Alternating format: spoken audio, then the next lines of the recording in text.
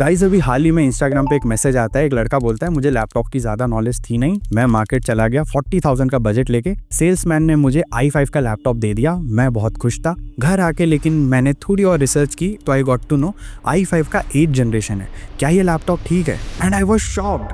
2025 में बेचारे को i5 8th जनरेशन चिपका दिया एंड ये चीज़ आपके साथ बिल्कुल नहीं होनी चाहिए। इसलिए इस वीडियो को पूरा एंड तक देखो, क्योंकि मैं आपको इतना प्रो बना दूंगा इस वीडियो में कि आपको कोई लैपटॉप लेते टाइम ठग तो नहीं पाएगा। तो इस वीडियो को एंड तक जरूर देखना एंड एक पेन पेपर लेके बैठ जाओ। देखो मेनली 3 कैटेगरीज होती हैं, productive users, creative users and performance oriented users. Productive users कौन होते हैं? मतलब स्कूल के जो डे टू डे टास्क करते हैं, प्रोजेक्ट्स करते हैं, कॉलेज के प्रोजेक्ट्स करते हैं, थोड़ी बहुत कोडिंग कर ली या ऑफिस के लिए डॉक्यूमेंटेशन वगैरह कर लिया या फिर वेब ब्राउजिंग कर ली और मीडिया कंज्यूम कर लिया। तो अगर आप इन लोगों में फॉल करते हो, आप प्रोडक्टिव यूजर हो। आपको स्मूथ परफॉर्मेंस चाहिए लेकिन बैटरी बैकअप अच्छी चाहिए। फिर आती है दूसरी कैटेगरी, क्रिएटिव यूजर्स। अब इनमें आते हैं UI UX डिजाइनर्स, एडिटर्स, भले फोटो एडिटर हो या वीडियो एडिटर या फिर ग्राफिक डिजाइनर। इनको एक बैलेंस परफॉर्मेंस चाहिए CPU एंड GPU का एंड साथ ही में इनको कलर एक्यूरेट डिस्प्ले चाहिए होती है। और फिर आती है हमारी तीसरी कैटेगरी, परफॉर्मेंस ओरिएंटेड पीपल। मतलब ये वो लोग हैं जो गेमिंग करते हैं, स्ट्रीमिंग करते हैं, AI ML के मॉडल्स ट्रेन करते हैं, 3D ब्लेंडर पे काम करते हैं या हाई लेवल की VFX या एनिमेशन करते हैं। तो इन तीनों में आप डिसाइड कर सकते हो आप कौन से कैटेगरी में फॉल करते हो। और अगर मान लो आप एक से ज़्यादा कैटेगरी में फॉल करते हो तो जो ऊपर वाली कैटेगरी है उसको कंसिडर करना। मतलब सबसे नीचे आएगी प्रोडक्टिविटी, फिर आएगी क्रिएटिव, फिर आएगी लास्ट में परफॉर्मेंस ओरिएंटेड कैटेगरी। अब दोस्तों एंटर करते हैं हम CPU में, जो कि सबसे इंपॉर्टेंट पार्ट है एंड सबसे ज़्यादा कंफ्यूजिंग भी। लेकिन मैं आपके कंफ्यूजन को दूर कर देता हूँ। देखो इंटेल में i3, i5, i7, i9 आता है। राइजन में Ryzen 3, Ryzen 5, Ryzen 7 and Ryzen 9। Price bracket के हिसाब से अगर देखोगे तो 30 to 40,000 में आपको i3 एंड Ryzen 3 मिल जाते हैं। 40 to 60,000 के बीच में आपको Ryzen 5 एंड i5 CPUs मिल जाते हैं एंड 60,000 एंड ऊपर के प्राइस ब्रैकेट के लिए आपको i7, i9 and Ryzen 7 series मिल जाता है। इवन आजकल इंटेल में Ultra 5 और Ultra 7 भी आ गए हैं। लेकिन सिर्फ i3, i5, i7 से आप प्लीज अपना लैपटॉप डिसाइड मत करना। मैं आपको बताता हूँ आगे आप कैसे जान सकते हो कौन सा वाला CPU आपके लिए बेस्ट रहेगा। लाइक फॉर एग्जांपल हमने कंसीडर किया i5 13420H। अब i5 के आगे आपको 2 डिजिट्स नजर आते हैं जब हम लेफ्ट से राइट मूव कर रहे हैं, वो है 13। ये जो 13 लिखा है ये है जनरेशन। ये जितना ज़्यादा उतना बेहतर। इंटेल में अभी ये चल रहा है भाई 14 जनरेशन पे, तो अभी के टाइम पे 12 जनरेशन या उसके ऊपर वाले CPU ही कंसीडर करना है। एंड उस जनरेशन के बाद अगर आप और थोड़े राइट में मूव करते हो तो आपको दिखेंगे और 3 डिजिट। ये बेसिकली आप बोल सकते हो परफॉर्मेंस स्कोर है।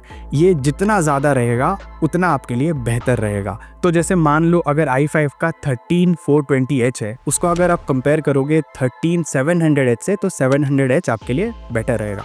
अब अगर Ryzen में देखोगे तो लिखा रहता है Ryzen 7 7435HS या लिखा रहता है Ryzen 7 5700U। तो Ryzen 7 के बाद जो फर्स्ट डिजिट है लेफ्ट टू राइट मूव करने में, ठीक है, वो है 7। दैट मीन्स ये 7000 सीरीज है।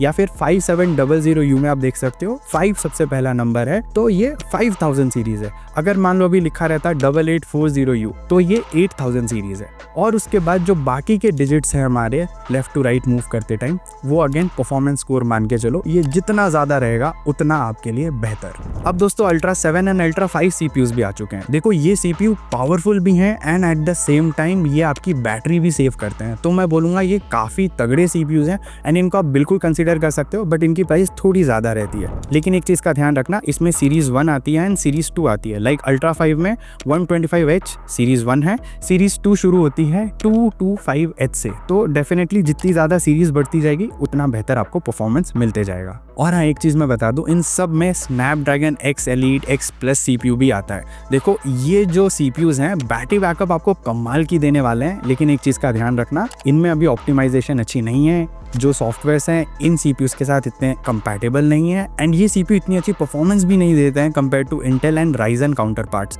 तो इन CPUs को हाल फिलहाल के लिए हम इग्नोर करके चलेंगे। ये वाले CPUs आपको कंसिडर नहीं करने हैं। अब आपने नंबर तो जान लिया, लेकिन एंड में एक सफिक्स लगा रहता है H U HX या फिर HS, इनमें से कौन सा वाला कंसिडर किया जाए? देखो U एंड P अगर लिखा है मतलब वो बैटरी ऑप्टिमाइज करने वाले हैं, मतलब बैटरी बैकअप आपको बेस्ट मिलेगी, परफॉर्मेंस ठीक ठाक मिल जाएगी, स्मूथ मिल जाएगी, डे टू डे टास्क के लिए ये बेस्ट है। एंड जितने भी हैंस प्रोडक्टिविटी यूजर्स हैं जो हमारी फर्स्ट कैटेगरी में फॉलो करते हैं, उनके लिए इस तरह के CPU या बोल सकते हो इस सीरीज के CPU बेस्ट रहेंगे। फिर आते हैं दोस्तों HS, H एंड HX पे।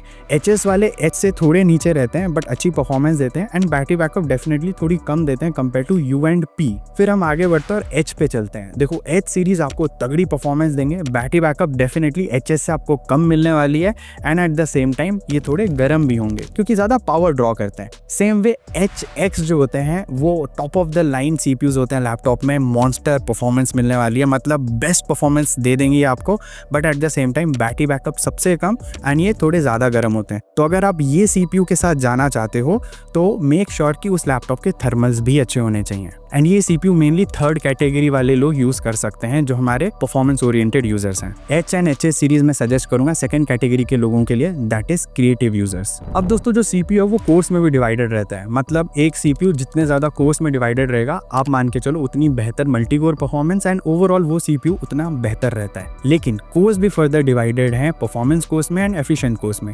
बहुत ही सिंपल एग्जांपल से समझा देता हूँ। सपोज i5 का एक 12 जनरेशन CPU है, 1235U है, ये 10 कोर का CPU, लेकिन U सीरीज का ये आपकी बैटरी ज़्यादा सेव करेगा। कैसे? क्योंकि इन 10 कोर्स में से ई कोर्स जो एफिशिएंट कोर्स हैं वो 8 होते हैं एंड सिर्फ 2 परफॉर्मेंस कोर होते हैं। लेकिन ऑन दी अदर हैंड अगर हम सेम i5 का 13 जनरेशन देखते हैं HX सीरीज में, लाइक 13450HX, ये भी 10 कोर का ही CPU है, लेकिन इसमें अब 6 परफॉर्मेंस कोर होते हैं एंड 4 एफिशिएंट कोर्स। तो इस CPU का मेन काम है परफॉर्मेंस देना एंड आपको बैटरी बैकअप इस CPU में इतनी खास नहीं मिलेगी। और एक चीज, जब नंबर ऑफ कोर्स को आप कंपेयर करते हो तो सेम सीरीज में कंपेयर करना, मतलब U सीरीज के CPU को U सीरीज के साथ एंड H सीरीज के CPUs को H सीरीज के साथ। अब एक और चीज आपको इनमें मिल जाएगी, दैट इज क्लॉक स्पीड। ये जितनी ज्यादा उतनी आपके लिए बेहतर, लाइक 4.7 GHz, 5 GHz, लेकिन यहाँ पे भी सेम चीज लागू होती है, दैट इज सेम सीरीज के CPU को सेम सीरीज में ही कंपेयर करना। मतलब अगर 2 CPUs हैं U सीरीज के, एक की क्लॉक स्पीड है 4.7 GHz एंड दूसरे की क्लॉक स्पीड है 4.5 GHz, तो जो 4.7 GHz का U सीरीज है वो दूसरे U सीरीज से बेटर परफॉर्म करेगा। सेम कॉन्सेप्ट आप H series, HX series and HS series में भी अप्लाई कर सकते हो। अब एक थंब रूल मान के चलो, जिस CPU की मल्टी कोर परफॉर्मेंस बेटर रहती है वो CPU एडिटिंग, AI ML के काम, डेटा एनालिसिस, इन सारे कामों में बेटर रहता है। एंड जिस CPU की सिंगल कोर परफॉर्मेंस अच्छी रहती है वो generally web browsing, day to day task and gaming के लिए बेटर रहता है। लेकिन अगर आपको फिर भी कुछ डाउट है, मैंने बेस्ट लैपटॉप्स ऑलरेडी सजेस्ट कर रखे हैं डिस्क्रिप्शन बॉक्स में, उनके लिंक्स दे रखे हैं, जाके चेकआउट कर लेना, it will help you a lot. अब दोस्तों हम सीधा आ जाते हैं GPU पे। तो यहाँ पे 2 तरह के मेनली GPU होते हैं, integrated and dedicated. Integrated GPU day to day task, छोटे मोटे एडिटिंग, छोटी मोटी ग्राफिक ओरिएंटेड काम, इनके लिए बढ़िया काम करते हैं एंड ये बैटरी भी कम कंज्यूम करते हैं। इनमें आप कंसीडर कर सकते हो इंटेल के अल्ट्रा HD, इंटेल का Iris Xe graphic and AMD Radeon के Vega 7, Vega 8। ये आपके day to day task easily handle कर लेंगे एंड इवन कुछ लेवल की एडिटिंग भी ये इजीली हैंडल कर सकते हैं। प्लस अगर आप अल्ट्रा सीरीज में जाते हो तो इंटेल का आर्क ग्राफिक कार्ड मिल जाता है जो बेस्ट इंटीग्रेटेड ग्राफिक कार्ड है अभी इस टाइम पे। एंड भाई ये AAA टाइटल गेम्स भी हैंडल कर सकता है, बट है ये इंटीग्रेटेड ग्राफिक कार्ड, लेकिन काफ़ी तगड़ा वाला। और हाँ, ये जो अल्ट्रा सीरीज वाले लैपटॉप्स होते हैं इनमें NPU भी होता है। NPU बोले तो न्यूरल प्रोसेसिंग यूनिट, ये बेसिकली एक अलग दिमाग है टू कंप्लीट AI टास्क्स। अब देखो दोस्तों हम डेडिकेटेड ग्राफिक कार्ड पे आ जाते हैं। यहाँ पे आपको 2 कंपनी के ही डेडिकेटेड ग्राफिक कार्ड्स दिखेंगे, AMD Radeon के एंड NVIDIA के। मैं बोलता हूँ आप NVIDIA के ही लो। रीजन बिहाइंड दैट इज उनमें DLSS, ray tracing and CUDA cores मिल जाते हैं जो आपको ना सिर्फ gaming but video editing, 3D renders, इन सारी चीज़ों में हेल्प करेंगे। इवन AI ML के मॉडल्स को ट्रेन करने में भी ये बेटर परफॉर्म करते हैं than the AMD counter parts.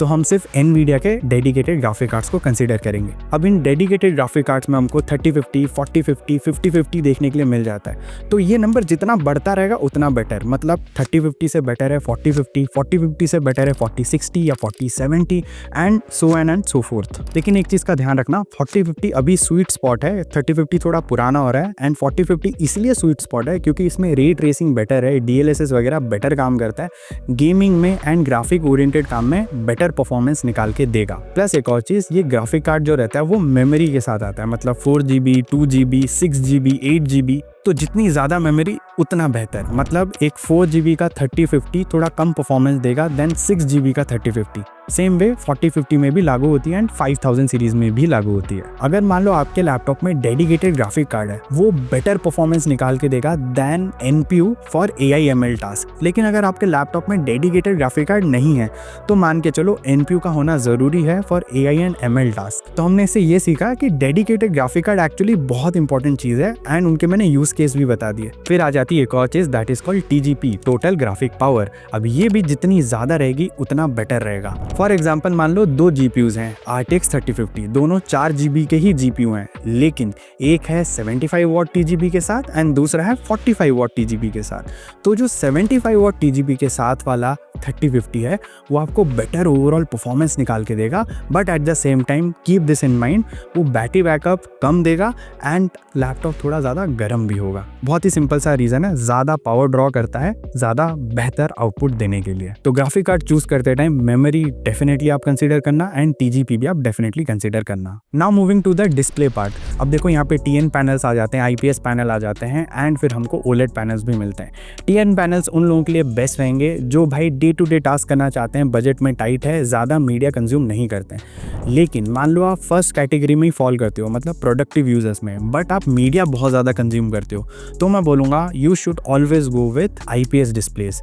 And even अगर आपका बजट थोड़ा ज़्यादा है, आप 100% sRGB कलर एक्यूरेसी वाले IPS डिस्प्ले भी कंसिडर कर सकते हो। एंड हाँ, एक चीज़ मैं बता दूँ, आप चाहे कोई भी पैनल लो, TN, IPS या OLED, full HD resolution at least होनी ही चाहिए। अब अगर मान लो आप दूसरे कैटेगरी वाले इंसान हो, मतलब क्रिएटिव यूजर, तो आपको TN पैनल से बहुत दूर रहना है, आपको सिर्फ और सिर्फ IPS या OLED पैनल्स लेनी है। एंड अगर आप IPS पैनल भी लेते हो तो उसमें मेरा सजेशन रहेगा 100% sRGB वाला पैनल लेना है आपको। अगर आप तीसरी कैटेगरी में फॉल करते हो, मतलब परफॉर्मेंस यूजर्स, तो आपको मोस्टली हाई रिफ्रेश रेट वाले डिस्प्ले लेने चाहिए, लाइक 144 हर्ट्ज या फिर 265 हर्ट्ज या 120 हर्ट्ज ऐसे डिस्प्ले, एंड उनका रेस्पॉन्स टाइम भी कम होना चाहिए। और अगर ब्राइटनेस की बात करूं, इंडोर्स में अगर आप लैपटॉप मोस्टली यूज करने वाले हो तो एटलीस्ट 250 to 300 निट्स तो होने ही चाहिए। एंड अगर आप आउटडोर्स में ज्यादा लैपटॉप यूज करने वाले हो तो एटलीस्ट 450 निट्स तो होना ही चाहिए।